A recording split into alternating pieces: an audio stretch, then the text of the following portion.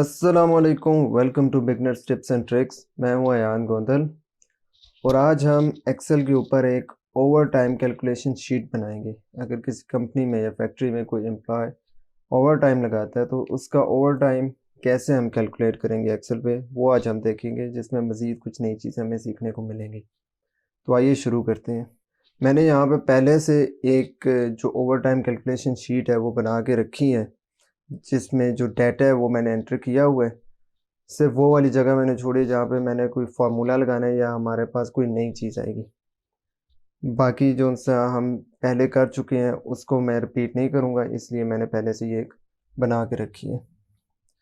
हम पहले फॉर्मेटिंग वगैरह और उसकी अलाइनमेंट वगैरह ये सब चीज़ें हम वहाँ पे कवर कर चुके हैं। अगर आपने वो वाली वीडियोस नहीं देखी हुई तो उसका लिंक है डिस्क्रिप्शन में, जाएँ तो वो वीडियोस भी आप देख लें, तो वहाँ से सीखें।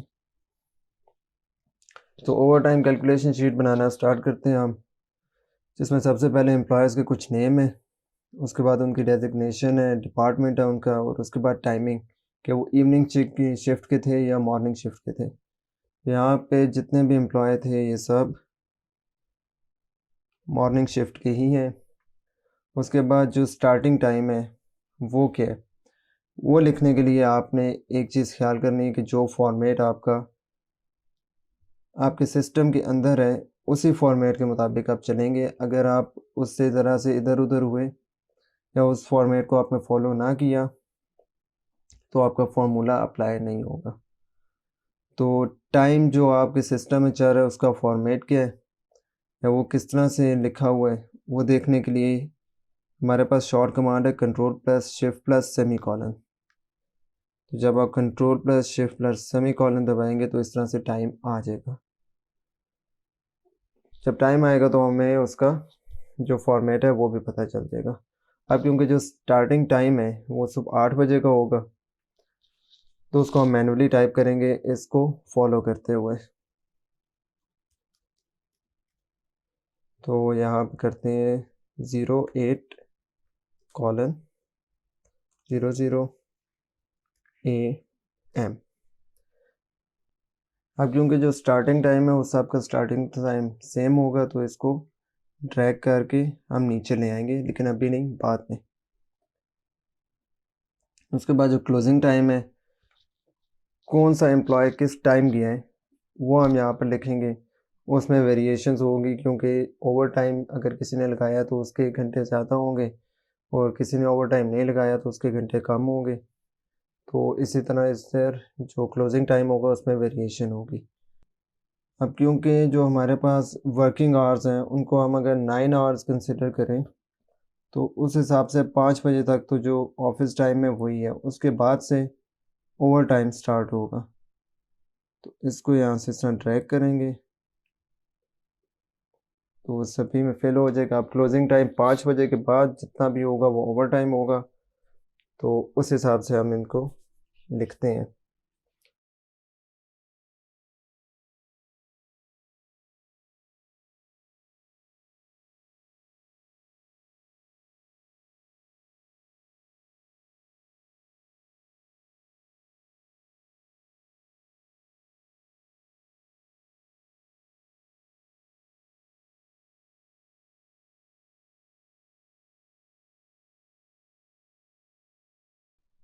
यहाँ पे मैंने कुछ क्लोजिंग टाइम लिख लिए।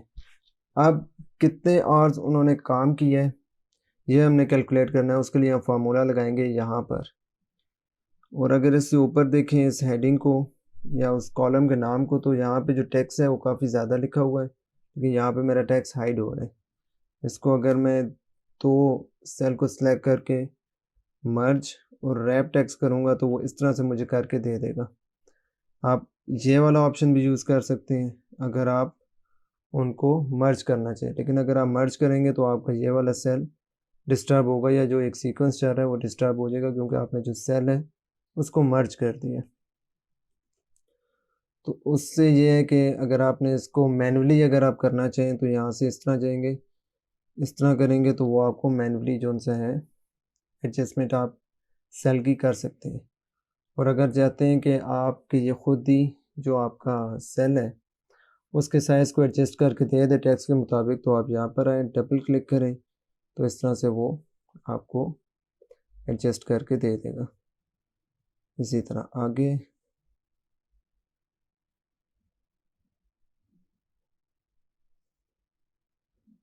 इसी तरह ये और इसी तरह ये।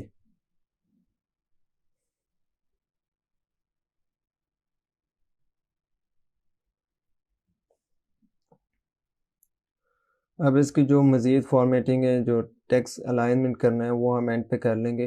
अभी हम यहाँ पर फार्मूला अप्लाई करते हैं।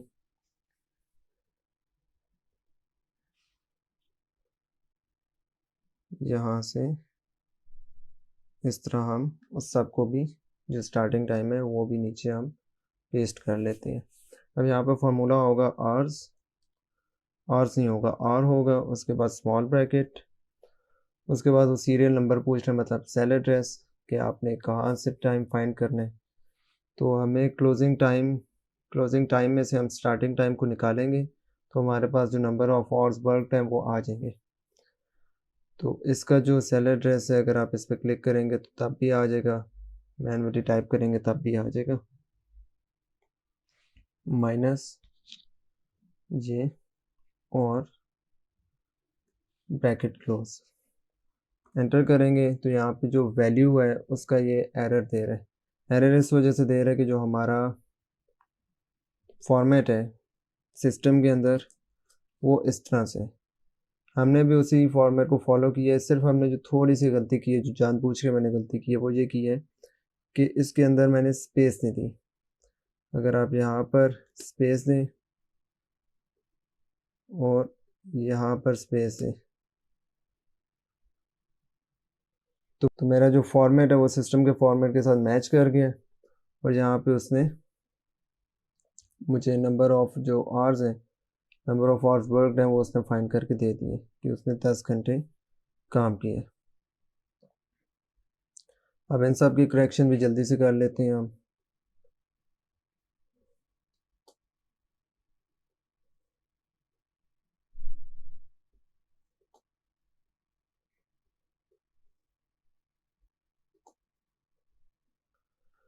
अब अगर आप इसे यूं ही ड्रैग करेंगे तो वो एक सीक्वेंस जनरेट कर देगा, जिस तरह 9 AM 10 AM साइड पे आपको प्रीव्यू आ रहा है। अगर आपने इससे बचना है तो कंट्रोल करके आप इसको ड्रैग करेंगे तो सेम आपका ऊपर वाला टाइम नीचे आ जाएगा। और उसके बाद अगर आप यहाँ से इसको डबल क्लिक करें तो जितने भी उनके आवर्स थे, जितना भी उन्होंने काम किया था, जितने घंटे, वो यहाँ पे उसने फाइंड करके दे दिए। अब हमने ये देखना है कि ओवर टाइम उन्होंने कितना किया। तो उसके लिए यहाँ पर हम एक और फॉर्मूला लगाएंगे जो सिंपल सा ही है, जो ये है कि जो नंबर ऑफ आवर्स वर्कड है उसमें से वर्किंग आवर्स को हम निकालेंगे तो हमारे पास ओवर टाइम आवर्स आ जाएंगे। उसके लिए सिंपल जो सब्सट्रैक्शन होगी वो इस तरह से होगी, इसको और माइनस ये एंटर करें तो आपके पास जो ओवर टाइम है वो आ जाएगा सबका। उसके बाद रेट पर आवर, कि पर आवर कितना रेट है। ओवर टाइम अगर आप किसी कंपनी में लगाते हैं तो पर आवर के हिसाब से होता है कि अगर आप 1 घंटा लगाएंगे तो आपको इतने पैसे हम देंगे। तो उसका डेजिग्नेशन से भी फ़र्क होता है। अगर एक पार्किंग ऑफिसर या एक गार्ड अगर ओवर टाइम लगा रहा है, या एक जो अकाउंटेंट है वो ओवर टाइम लगा रहा है, तो उनके ओवर टाइम में भी फ़र्क होगा। तो यहाँ पे रैंडम सा जो है रेट है पर आवर वो लिख लेते हैं।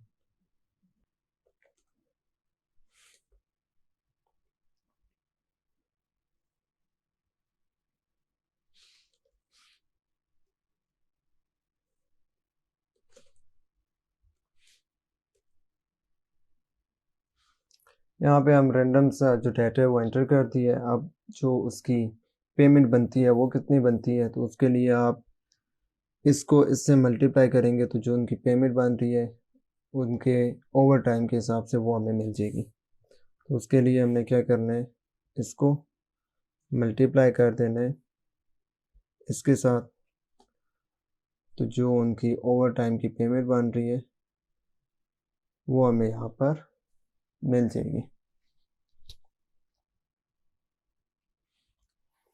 अब हम जल्दी से इनकी जो फॉर्मेटिंग है वो कर लेते हैं।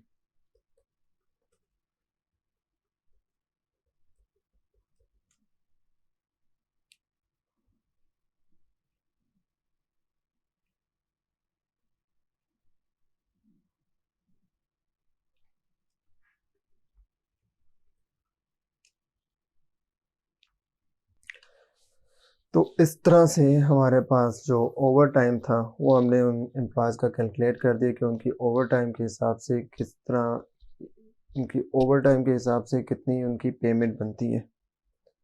ये ज़रा आसान सी शीट थी, इतनी ज़्यादा मुश्किल नहीं थी। हमारा टाइम इस वजह से भी बचे कि मैंने पहले ही उसको क्या कर लिया था, जो डाटा था वो एंटर कर लिया था। सिर्फ जो हमने फार्मूलाज लगाने थे और जो थोड़ी सी एडिटिंग की है या फॉर्मेटिंग की है उसमें हमारा टाइम लगा।